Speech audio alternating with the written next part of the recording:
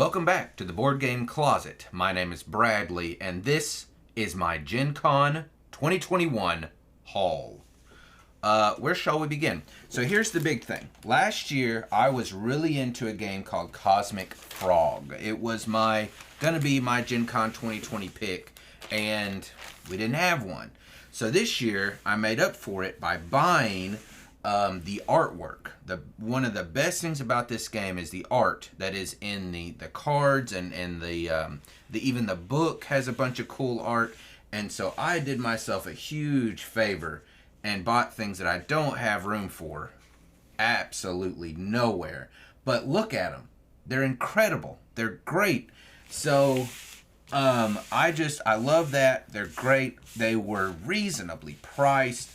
And while at that booth, they were telling me that that Cosmic Frog is actually the sequel to Shadow of Malice. So, and I got it, signed, as you do. And I'm real excited about that. It says on the box it's 2 to 6 hours of gameplay. Not sure what that means, but I'm ready to, get into that. And on the back, it has a lot of territory tiles, and that kind of makes me think of Cosmic Frog as well, if you're familiar with it at all. But basically, it's got a lot of roguish aspects, dungeon crawling, all that, and you don't immediately find what the monster is. Kind of the mystery in playing the game is to see what your goal is, what monster you're fighting, all that.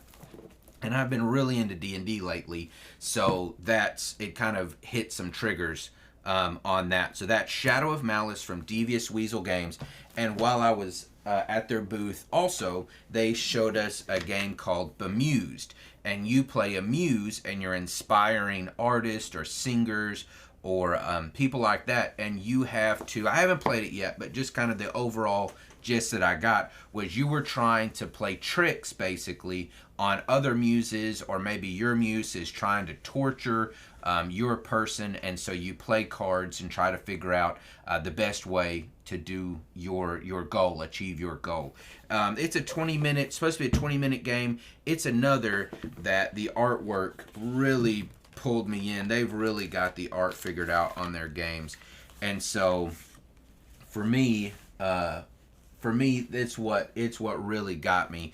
The singer, the musician, the dancer, the painter. The painter is a really cool piece.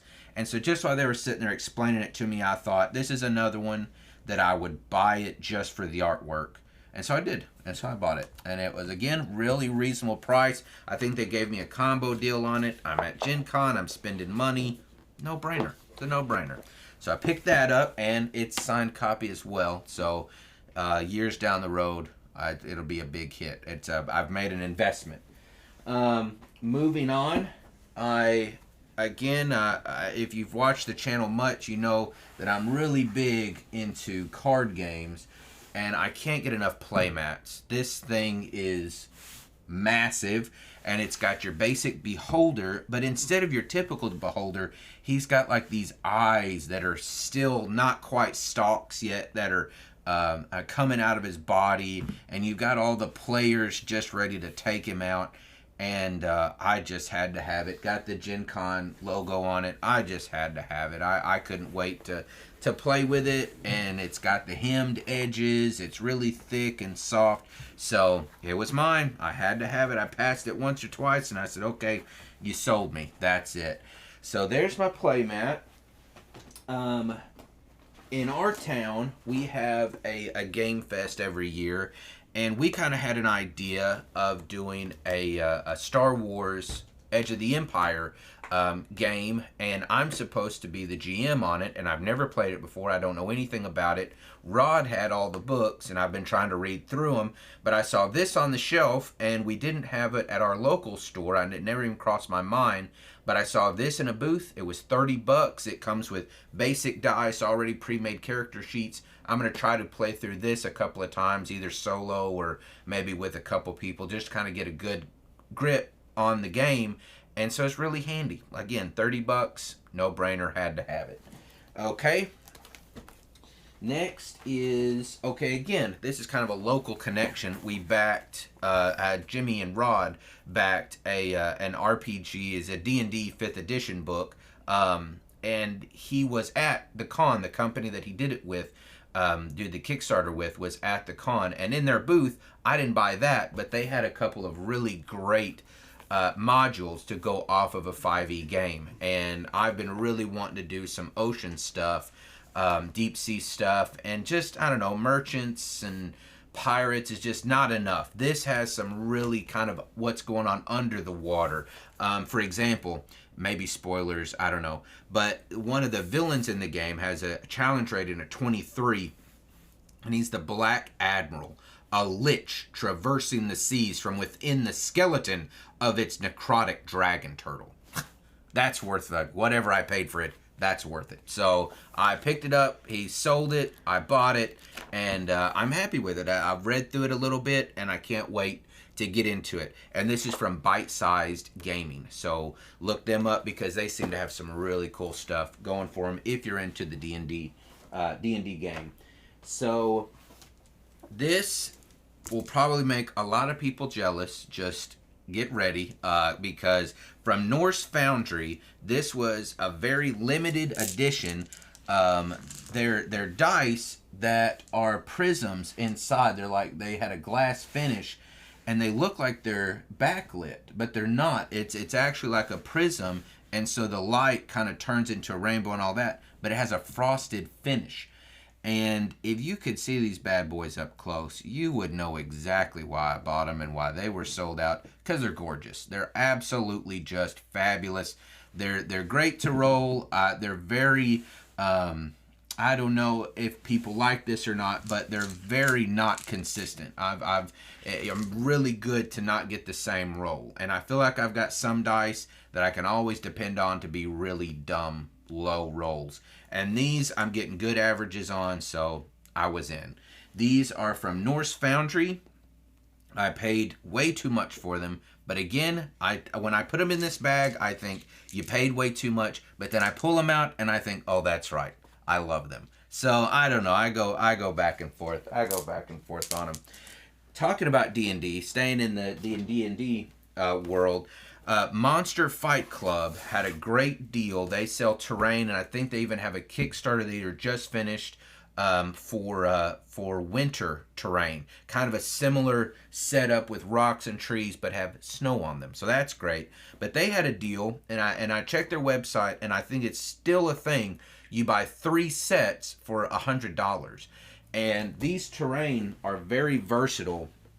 I've played with some. I've kind of set up some already, and all of these go together. So if you've got like a mountain scene, or you need to get up on a hill or something like that, all these rocks will stack together. And I've got some here to kind of help us look, because the scenery set with all the trees, you get not only the trees to set up, like maybe it's dead of winter and the trees don't have leaves on them, but you need some bushes. The treetops make for great bushes and things. How amazing is that? Well, say they do have trees. The trees do have leaves on them. Well, then all you have to do is you just stack your leaves right on the trees, and now you've got a forest.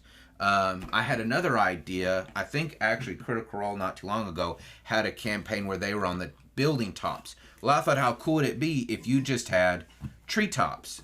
And so maybe you had like a black mat under this or something like that, and your players were jumping from tree to tree. So that's great. That set also came with a flat mat that had a pond on one side and like a pile of leaves or just a flat piece of whatever that you could decorate and put your trees around.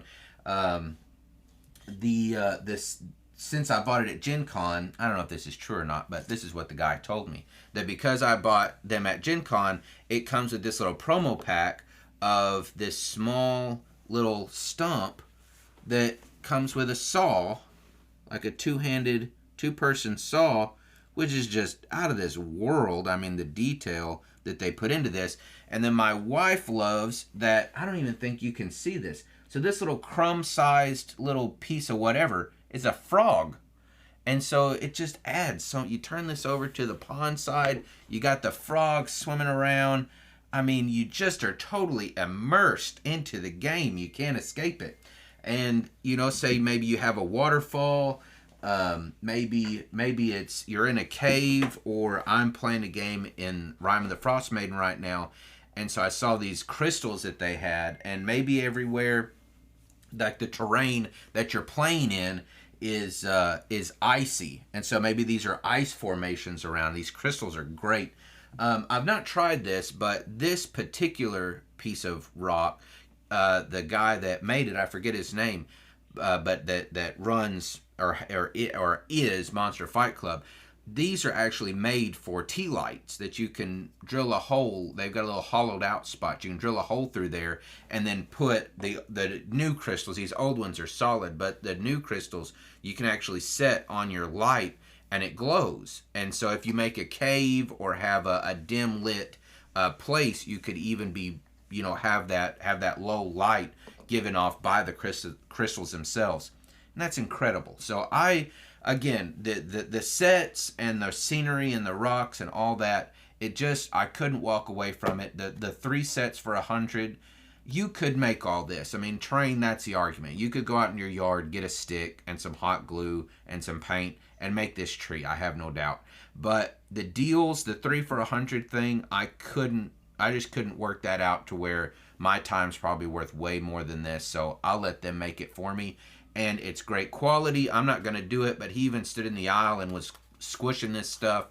And so it's really high in durability. The coloration is good. It looks realistic. And so I think it's good. I think it's good for the money.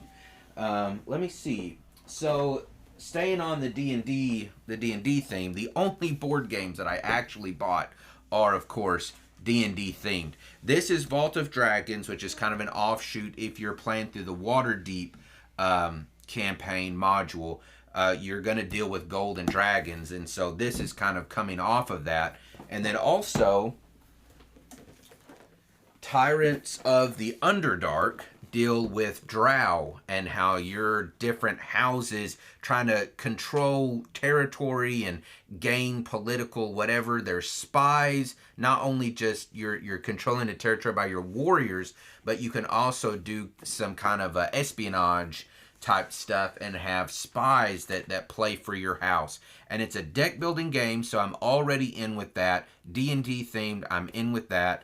And so if you've not played this yet or you haven't seen it, you need to look it up, because we actually played this the night that I bought it and we loved it. It was great. Like, there was a minute where we kind of got caught up on a rule, and I think we were just trying too hard. If it's one of those that it doesn't really make a lot of sense in this one moment, but then as soon as we started playing, it made perfect sense. So I'm not sure if that was on us or the rule book, but after we got past that, this is totally a green dice, if you will. I would buy this again and again. It was great. We haven't got into Vault of the Dragon yet, or Vault of Dragons yet.